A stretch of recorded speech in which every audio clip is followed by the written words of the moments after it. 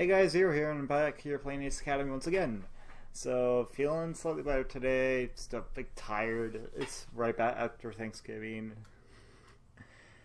And I'm feeling sort of bleh right now, so I feel like recording right now. Maybe it'll get my spirits up. So, let's go on with it. The buzz of my alarm pulls me out of the dream world into reality. With a sleepy roll, I slept blindly at the sound. Just 5 more minutes. The buzzing doesn't cease no matter how hard I slap the clock. I blink open bleary eyes at 10:17 a.m. blinks back at me. Crap. Shoot straight into bed. I'm late for class. Push the up button on my clock, but it does not stop buzzing. Wait, my alarm does. Oh god. Miss Valerie, probably wondering why I wasn't in class this morning.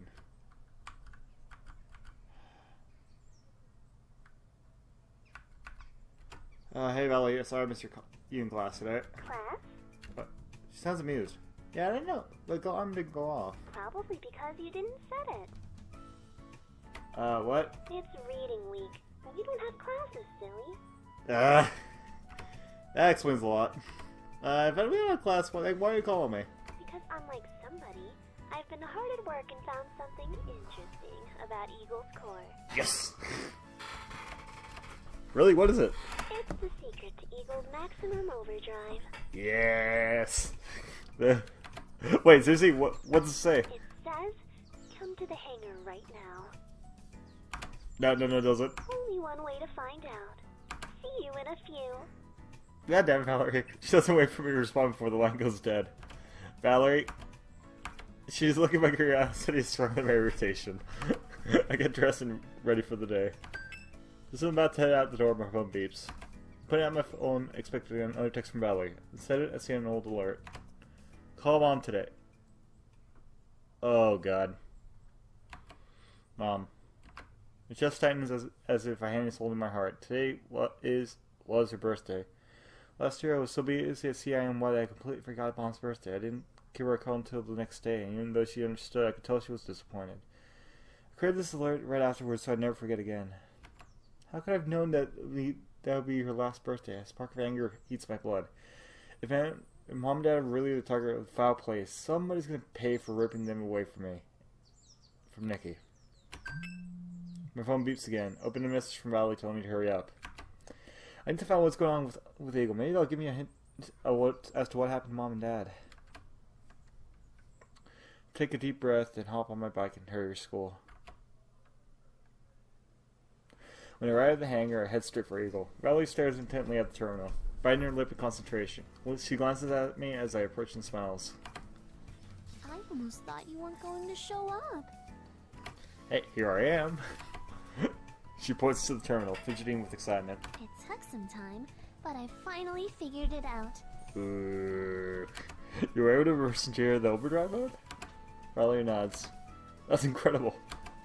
She grins proudly at my enthusiasm. It took a little longer than I expected since the missing pieces were really hard to fill in. The full schematics are unlike anything I've seen before. I wasn't even able to find anything remotely similar while researching it. One of a kind of gear. Her brows furrow in thought, and then she shakes her head and an excited grin returns. Anyway, I've tested the data in the simulator, and it worked flawlessly. Your core is calibrated to be able to use the overdrive mode on demand. Yes! That's awesome! I haven't had a chance to try it in actuality, though. As much as I'd love to hop in your cockpit, I'm not much of a pilot. So, I leave the test piloting to you. I don't know how I feel about what I just heard there. I nod. Of course, you're amazing, Valerie. Her eyes broadens. Oh, I almost forgot. She returns to the terminal. As her finger dances over the keyboard, another screen opens. It's packed tightly with a lot of information. The bottom has an open section to input a password. I couldn't figure this out, and it looks like any sort of tampering will potentially wipe the data. What's weird about it is that all those lines are not really code that needs to be deciphered. They read more like references I don't understand. Since you build Eagle, I wondered if this might mean something to you. Glance at the screen. There's really like a whole bunch of inside jokes meshed together. Some pieces seem familiar, but strewn together that throws me off.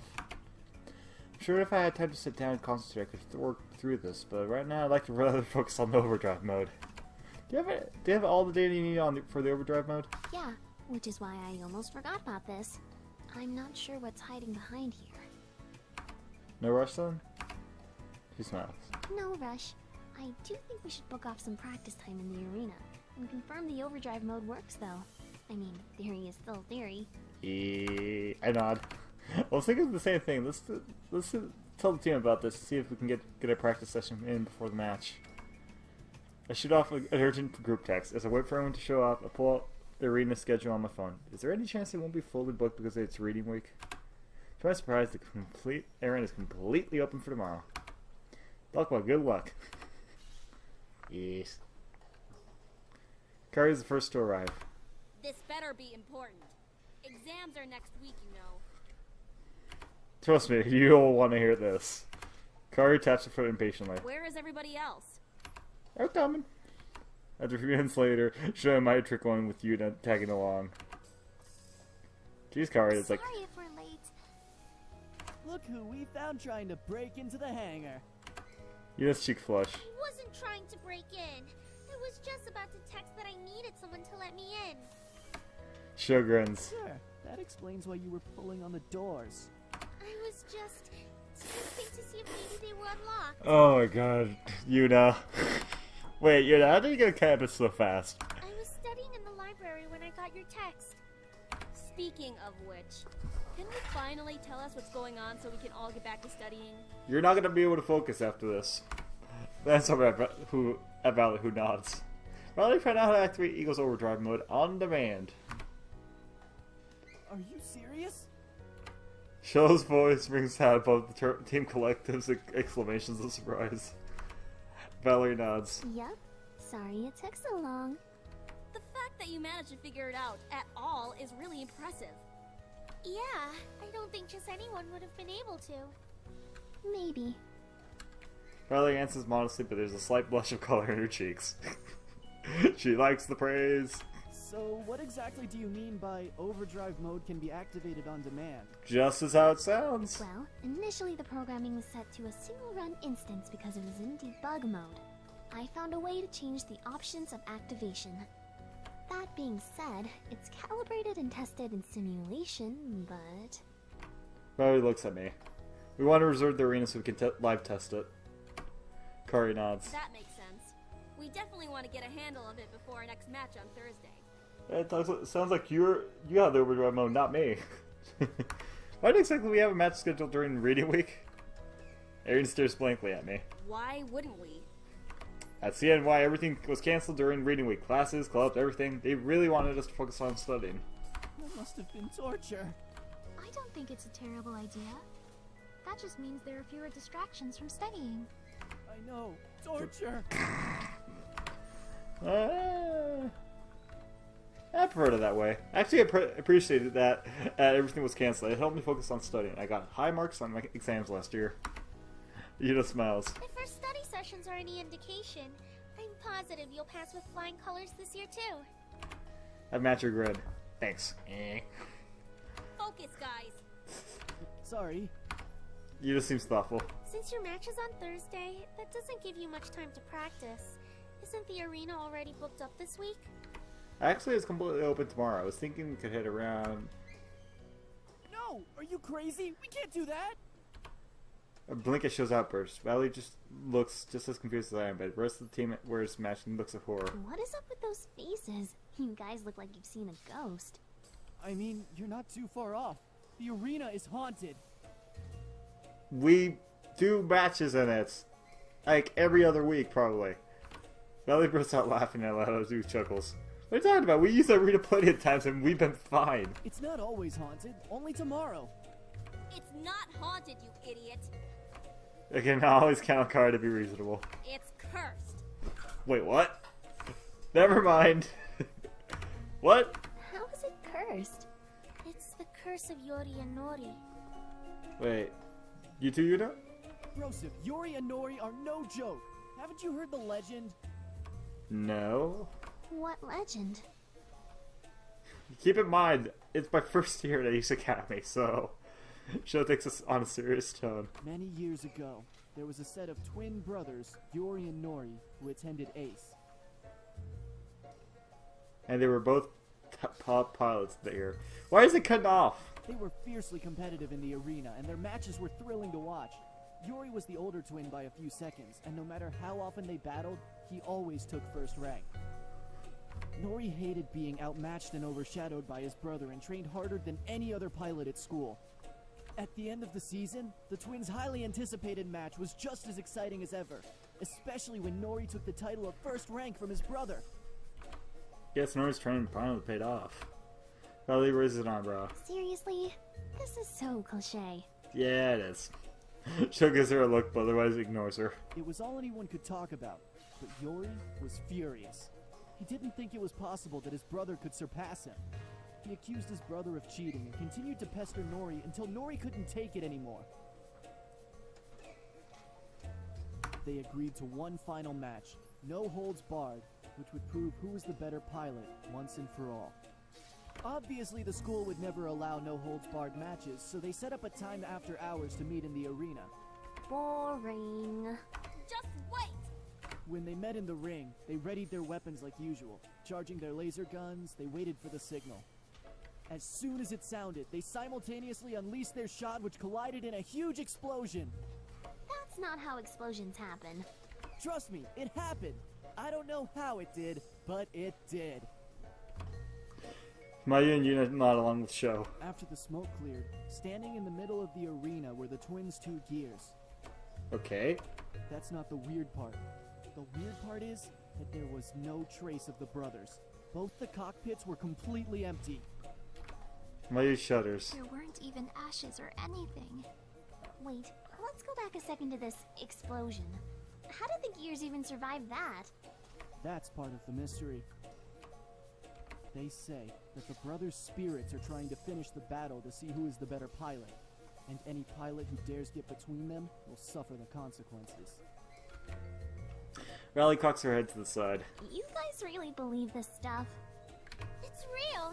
Ever since then, anyone who's used their gear on the anniversary of the brothers' battle has ended up with serious injuries. Yeah, there was this kid whose gear malfunctioned and started moving on its own.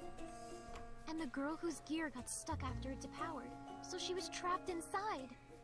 They had to remove the whole front of her cockpit to get her out. Those are just the reported ones. A lot of times what happens in the arena stays in the arena. He looks at me. What do you think? I got like, what? Yes. I don't really go Ghost Urkers. To be honest, that there's something fishy there. I don't buy it. Then how do you explain all the bad things that have happened on that day? I don't know. Coincidence? The point is, we cannot be anywhere near our gears tomorrow. In fact, we should get out of Ace Academy altogether and go somewhere fun. Valley's suspicious shifts intrigue. Ooh, I like fun. He's changing the topic. What are you thinking? What were you thinking? It's like random. The hot springs, of course. How long have you been carrying those? You don't want to know. Oh god, Sho. Raise an eyebrow. Let's just say I've got these ready for next year, too. That sounds like a whole lot of fan service, of course. I don't know what you're talking about. I can sense the avoid the question. See how these squeals start playing with her hair. I can't wait to go. The water's going to feel so good. I could use a break from studying. You should come, Yuna. Yuna smiles. Okay, you've convinced me. Wow, that was easier than I thought. What about you, Kaori? Kaori frowns. We don't have time for this. Don't you all have exams to study for? We've got the whole week to study. Besides, even Mayu's going. Mayu looks away as Kaori's gaze lands on her. Are you going too? Yeah. I'll study better once I've had a short break. That's actually true. You do study better once you're refreshed. Come on, Kaori, live a little. If Mayu can go, then you can go. I mean, does anyone here study more than she does? Mayu frowns. What's that supposed to mean? Just that you're really smart. She blushes deeply but looks pleased. So, you coming, Kaori? Kari says, Fine. But I'm coming back first thing the next morning. With or without you guys. Yes, the gang's all going. Since my day tomorrow is pretty much shot, I need to get as much studying done now as I can. I'll see you guys later. Kari hears that. I actually should get some studying done too. Me too. Same here. It's time for me to hit the books too. Everyone pushes pause to stare at her. What? You study? Of course. How else do you think I get straight A's? Show's eyes widen. Straight A's? You don't know what else happened? This guy. Apparently lots. Don't sound so surprised. If everyone else is going to study, then what am I supposed to do? Study. Study. Show size. I guess. We can study together.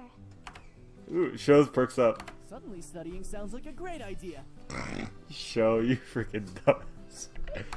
Nice smile shyly. Show takes her hand, licks her hand, and two of them wave before walking away.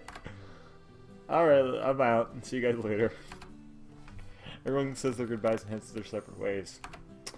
I wanted to try out Eagle's overdrive mode. Come on. I find a quiet spot in the library and spend a few hours studying.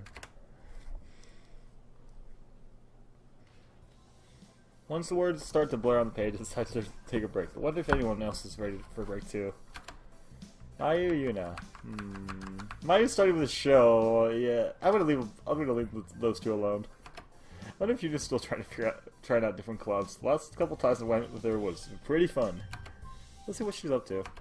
I dialed Yuna's number. She's out of breath when she answers. Hello?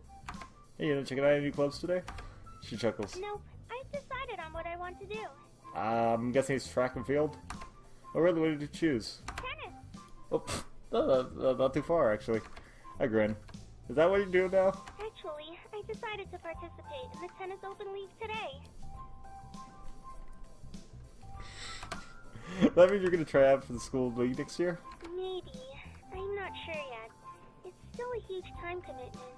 But I can always drop in on club matches. Want to come watch? I recall you just schooled me from tennis last time we played. There's no chance this will be an important event. Sure, I'll meet you at the courts. Okay, see you soon. Hang up the phone, and I make my way to the rec center. The event has a strong turnout, while the spectator space is not as large as our other venues, more than half the seats are filled. I scan the crowd of students lined to the tennis courts and search for Yuna. She's not off on her own, leaning to a runner stretch. Hey, Yuna. Her face lights up when she sees me. You're here. Thanks for coming. Yeah, I wasn't gonna miss out on another chance to watch you wipe the floor with your opponents. She laughs. It won't be so easy this time. I recognize some of the students from the Ace Tennis League. There's a good chance I'll have to play against them. Take another look at the students holding the tennis racket. Most of them keep to themselves. They wear solemn faces and quietly stretch. A small group of students are gathered in a circle. Those must be league members. I don't think I know who any of them are. Yuna pauses and points out the ones she recognizes. That girl with short hair is also a second year, and a pretty strong player on the team. She's actually from my hometown. We trained together in high school. Girl is one of the only students with a smile on her face. She rolls her fist and lets her racket hang loosely by her side. The guy to her left is a first year. He just made it onto the team, so he's still in training. As Yuna gives me the stats on her opponents, her demeanor changes. Her posture relaxes and her eyes glance alertly around the court. She fit right in with the rest of us in the pre-combat room. She wore a pilot. And that small guy beside them is actually their star player. Really? I glance skeptically at him. He looks like a high schooler still waiting to go through puberty. Yeah, he's a third year and captain of the tennis team. In fact, she Wait. Yuna points again to the first girl. will probably take his place as captain next year. He's also left-handed. And that means? I should have worked harder on my backhand. So it sounds like those few are the only real challenge here. That's only as far as I know. There may be some hidden diamonds nobody knows about.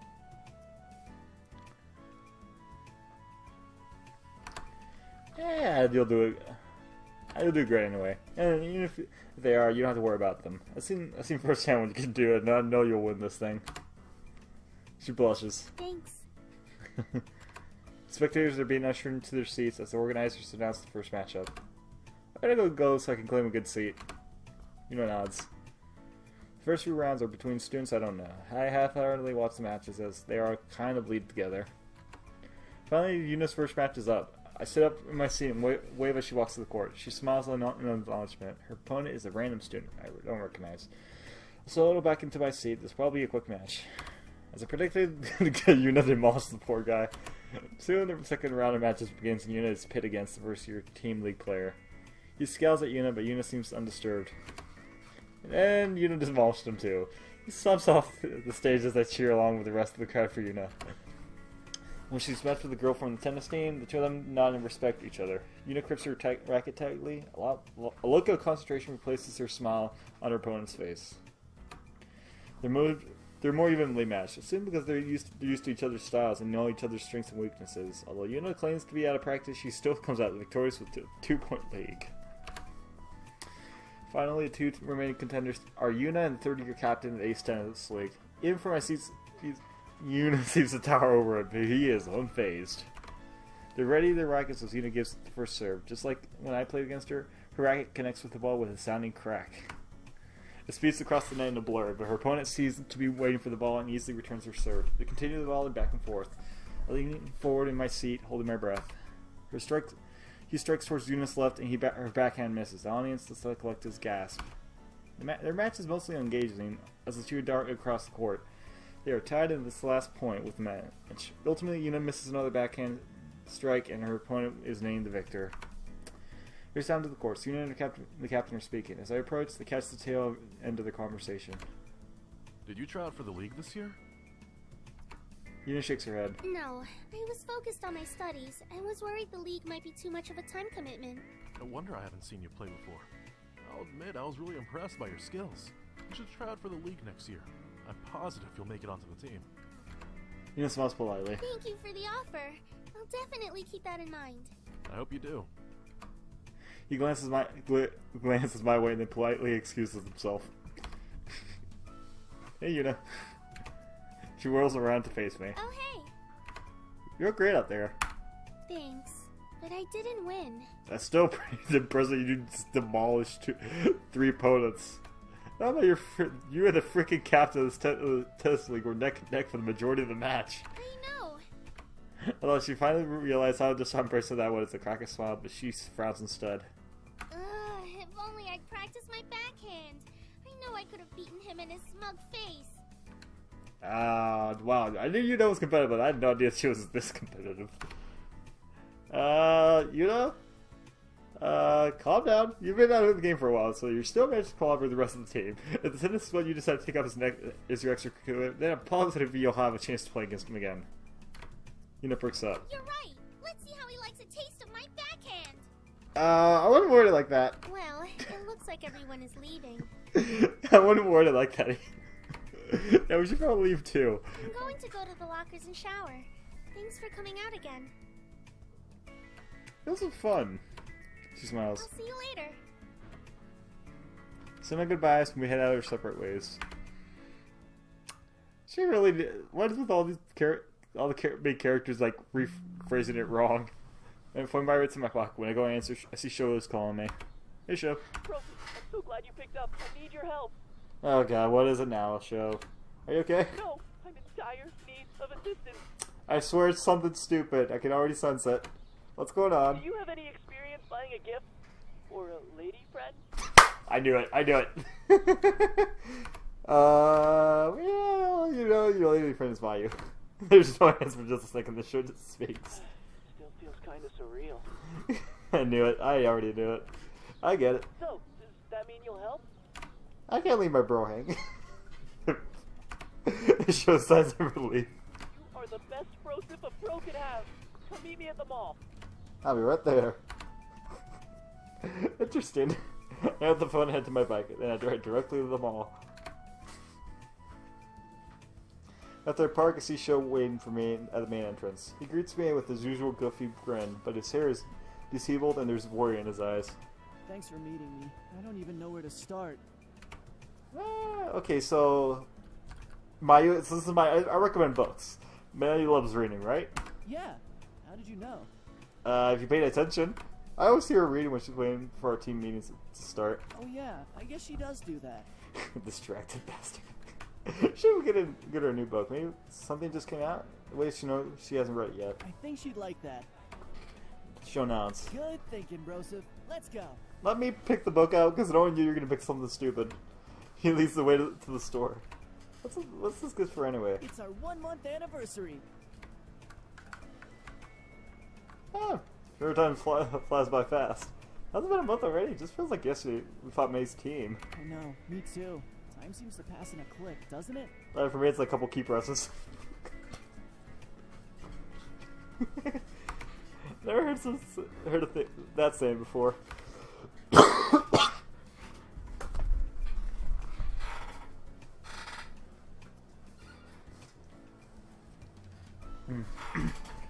Anyway, congrats on your 1 month. Thanks. I'm actually kind of surprised by how it happened. How did it happen? It came out of the blue. Mayu and I were hanging out as usual the Monday after our match with Onabugeisha, and I could tell something was on her mind. When I asked her what was wrong, she blurted out a question about feelings. It was so unlike her that I was too shocked to speak. Mayu didn't even hesitate, and she started talking about how she's liked me since we were kids, and she wanted to know if I felt the same way or if I was into someone else. She'll laughs. I guess she saw me walking home with Hitomi and thought we were dating. Silly, right? Yeah. She looks sheepish. I started laughing as soon as she said that, and I know I embarrassed her, but I couldn't help it. I just couldn't believe what I was hearing. As if I could ever like anyone else. I blinked. Really? Well, yeah. Why do you sound so surprised? Because you're very perfect. What was I? But you never seem to notice. Cheeks flush. I noticed. Of course I noticed. Yet you ignored her. Then why? She's so smart and pretty and awesome. She's way out of my league. The deal was heads over heels for you. It's still hard for me to believe that. Well, you better believe it. That's why this gift is so important. No wonder you seem so agitated. Maybe we'll love whatever you get her. In fact, if you're buying a person at all, that'll make her happy. Show them smiles warmly. You think? Of course. Still, it has to be perfect. Yeah, my character has no girlfriend yet. I nod. On that note, we better get back to searching. Right. Helped Sho pick out the perfect gift for his lady friend. He ended up going with my advice and buying the newest fantasy bestseller.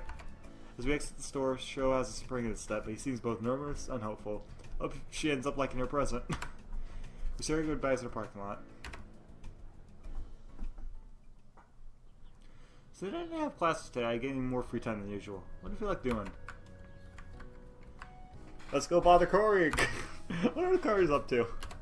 Pull out my phone and give her a call. Hello? Hey, Cory. Hi. Are you busy? I'm just about to head to the daycare. It's going to be an extra busy day. Sho and I caught Cory's uncle in campus parking lot one day before we were going to town. He really shared that Cory volunteers at his daycare. He invited us to stop by, but Cory's death glare was enough to deter us. She may not act like it, but she's a little relieved that she doesn't have to hide this from us anymore. Her uncle says Cory is a big softie and a favorite instructor amongst the kids. I'll believe when I see it. Extra busy? Yeah. We're understaffed since one person is on vacation and another person called in sick. Maybe I can help. Hello? If that's what you want, then I guess you can help. But don't forget it's still work. Yeah, that's fine. Yes, ma'am. Don't call me ma'am. Now hurry up and get here. Alright, ma'am. Wherever says to say the one I think reveals. She hangs up the phone. Damn it. Oh well, better not be later. Cory will be angry. Yeah, I wanted to hear the backsass. Oh my god, my character's backsass is always the best. Find my bike and drive to the daycare. When I arrive, Cory is nowhere to be found. I follow a group of adults into the building. They're either parents or staff, but they'll get me where it need to be. Considering there are no kids staying along, I think it's safe to say they're staff. We pass through one of the children's playrooms, continue into an office in the back. Cory is there with another guy, discussing something I can't hear. She nods in greeting when I enter. Once everyone gets situated, the guy clears his throat. Hello everyone. I know we haven't had one of these staff meetings in a while, but it's going to be a bit busy today since Daiichi is on vacation and Hibiki called in sick. Luckily, Kaori's friend has offered to help out, so we'll only be short one man instead of two. Everyone stares at me as he smiles in my direction. Hi, I'm Zero Zeros. Happy to help. Glad to meet you. I'm Eito Iwasa. Since we'll have to do a little shuffling with coverage, here are everyone's roles for today. Eito checks his clipboard and goes down and lists the name. Kaori watches silently as Eito takes charge. Once he's finished, he looks at me. Since you're from ACE, we'll have you tutoring the older kids. I nod. Kaori and I will attend to the toddlers and younger kids. I was surprisingly pumped for this assignment. Trinity and kids should be a piece of cake considering how much I've helped Mipki in the past. I'm not saying that. I'm just saying good big brother. I'll just say that, nothing else. Everyone rolls excited. The group slowly disperses. One of the staff members offers to take me to the tutoring room.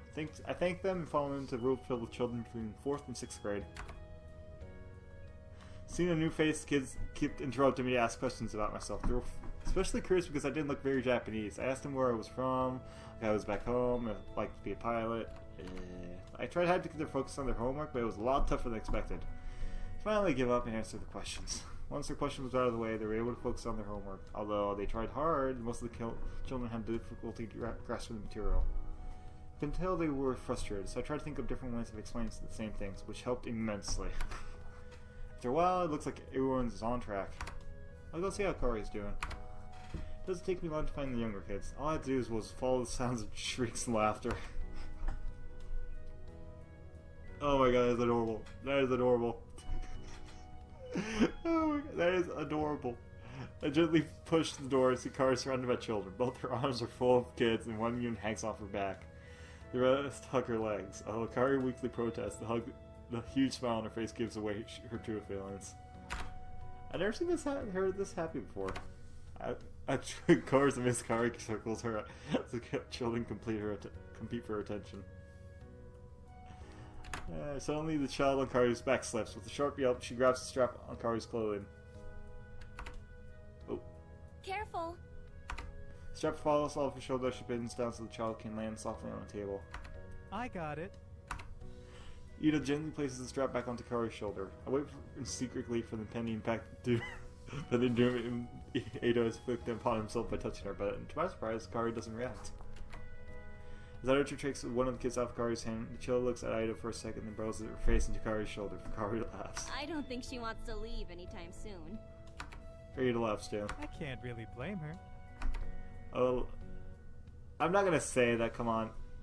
Since you've got your hands full, why don't I take care of their snacks and set up for the next activity? It's like taking hands.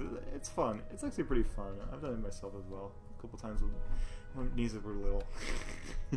That'd be great, thanks. No problem.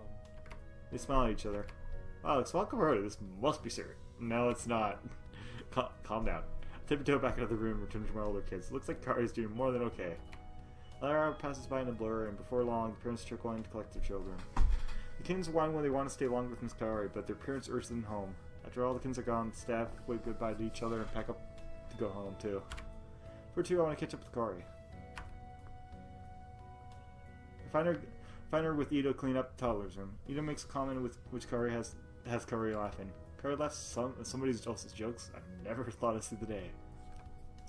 I think she's laughing at my jokes as well, though. I took myself, but I better not ruin their moment. I'll catch up with Kaori tomorrow. Before I can slip away, Kaori notices me and heads over. Hey. I'll stop my giggling and clear my throat. She raises an eyebrow. What's up with you? Nothing. I can't believe she doesn't know. Wait, what?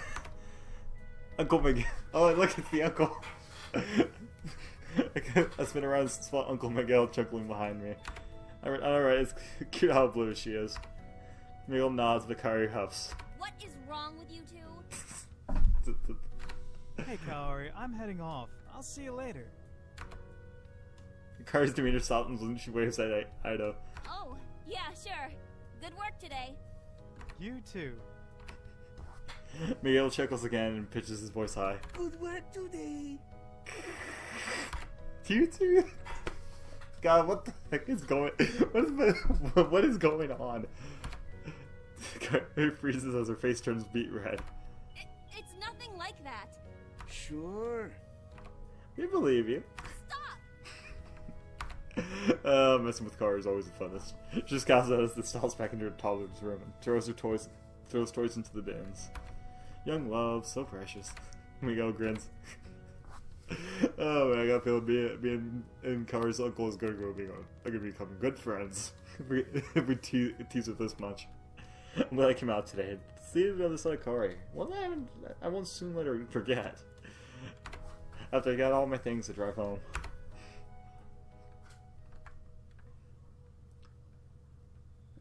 My stomach growls loudly as I park my bike in the garage. Nikki, please be home for once. Wonder what's going on for dinner. I ran into the kitchen and see a dainty strawberry cake sitting on the kitchen table. Cake fit it. Peer closely at the layered cake and use my fingers. What am I doing? First whipped cream. That's the only cup I'll eat. Wait a minute. Momsworth? Nikki? Did Nikki make this cake for Momsworth? Search the house for Senior Summer. There's no text from her on my phone either. Clear she came home from school, which means there's only one place she can be. Grab my keys and hop back on my bike to find Nikki. We live next to her park back home. Nikki would often escape there when she's upset. Just as expected, I find Nikki swinging forlornly in the park.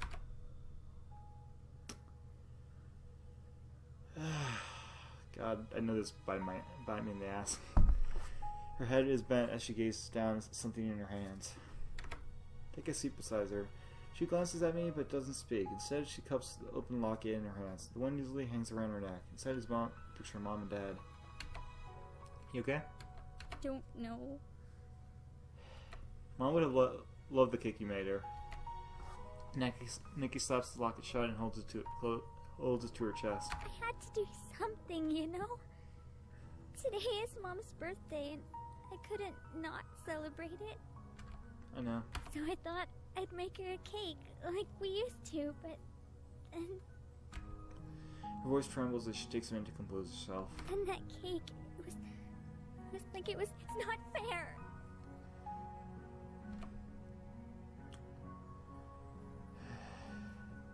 Nikki knuckles turn wide as she clutches at the locket. Her hands begin to shake. I barely got any time with her before she was taken away, and I just want her back.